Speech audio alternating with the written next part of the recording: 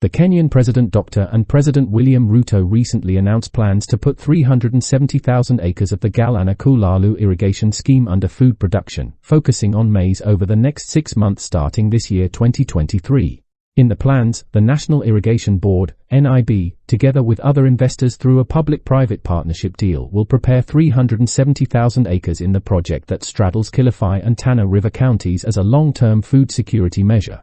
Dr. Ruto also cancelled the planned subdivision of the project into residential plots to settle the landless.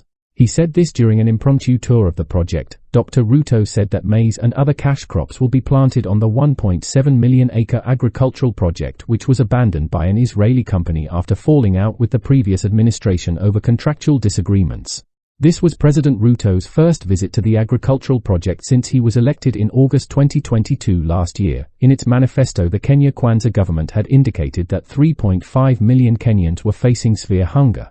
On this same day, the Agricultural Cabinet Secretary Honorable Mithika Lintui announced the lowering of maize flour prices by the end of February to ease the cost of living for Kenyans. He also announced short-term measures the government has implemented to address food shortage, including the importation of maize and rice and the use of idle public land for agricultural use. The Cabinet Secretary further revealed that all public land and land owned by the Kenya prisons and the National Youth Service would be turned into agricultural land to sustain and substantiate food production in the country, as it was one of the 4 pillars of President Uhuru Kenyatta's agendas, which was never achieved under the Jubilee Manifesto and one that Dr. Ruto was committed to achieve and complete during his reign. The president was accompanied by Governors Abdulswamad Nasser, Johnson Skarja, Gideon Mung'aro and Issa Timamy of Mombasa, Nairobi, Kilifi and Lamu counties respectively.